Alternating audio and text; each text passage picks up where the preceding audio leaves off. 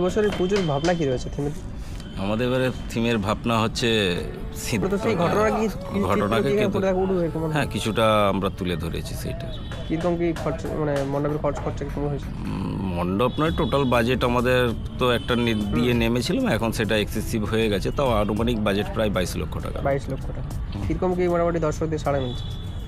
আগামীকাল গতকাল আমাদের উদ্বোধন হয়ে গেছে। তো উদ্বোধনে যে পরিমাণ দর্শনার্থী এসেছে আমাদের মণ্ডপে, তাতে যেটা মনে হচ্ছে যে আজ থেকে হয়তো আরও তার থেকে লোকটা ক্রমশ বাড়তেই থাকে। আমরা দেখেছি বিগত কয়েক বছর ধরে আপনাদের এখানে কিন্তু মণ্ডপগুলি খুব সুন্দরভাবেই হয় এবং ইউনিক থিম, যেগুলো আপাতত কোথাও সেরকমভাবে হয় না। তো এই বছর এই থিমটার ভাবনাটা অন্য বছর থেকে কি ছাপিয়ে যাবে মনে হচ্ছে? আশা করছি যদি প্রাকৃতিক দুর্যোগ না হয় তাহলে সমস্ত রেকর্ডই এবছর ভেঙে দেবে। আপনার নাম? আমার নাম বিশ্বরূপ মাঝি। আচ্ছা, কীভাবে মানুষরা এই মণ্ডপে আসবে একটু রুটটা বলে দিন। আসবে ঘাটাল অরবিন্দ স্টেডিয়ামের একবারে দক্ষিণ প্রান্তে, সেখানেই আমাদের হচ্ছে পুজো মণ্ডপ। ঘাটাল 12 হাতকালী বাস স্টপেজের সামনেই যেই মাঠে ঘাটাল উৎসব ও শিশু মেলা হয়, ওই মাঠেরই একবারে দক্ষিণ প্রান্তেই আমাদের মণ্ডপ। এবং ওই মাঠে যে মেলা আপনারা শিশু মেলার সময় দেখেন, এই বছর সেখানেও একটি ছোট্ট মেলা বসেছে, যেটা বাচ্চাদের খুব বিনোদনমূলক মেলা থাকছে। আচ্ছা, জায়গাটার নাম? জানা হচ্ছে কুশপাতা ঘাটাল। পুজো কমিটির নাম? পুজো কমিটির নাম পঞ্চপল্লী সার্বজনীন দুর্গোৎসব কমিটি। কততম বর্ষ? এবারে আমাদের 31তম বর্ষ।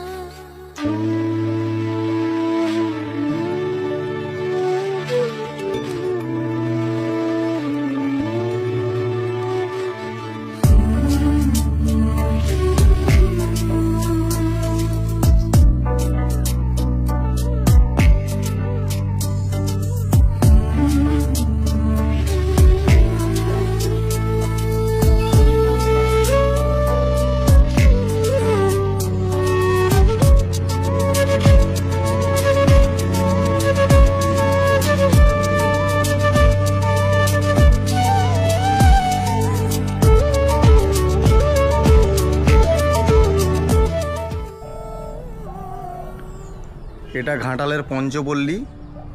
এখানে প্রতি বছরই থিম খুব ভালো হয়। এবছরের যে থিমটা হয়েছে, এদের গতকাল উদ্বোধন হয়ে গেছে। কয়েক মাস গেল আমাদের যে অপারেশন সিন্দুর মানে সরকার দমন করেছিল, এবং আমাদের কত মা বোনের সিঁদুর মুছে গেছিল, সেটাকে এখানে তুলে ধরা হয়েছে এবং আমরা জবাবও দিতে পারি, সেটা আমরা দেখেছি। এটাই সেখানে তুলে ধরেছে অপরূপ সৌন্দর্য এবং মূর্তি যেটা হয়েছে আমাদের মা দুর্গার, সেটাও অসাধারণ। সবাই দেখতে আসুন। এখানের থিম ঘাটালের মধ্যে আমার কাছে 1 নম্বরে সেরা।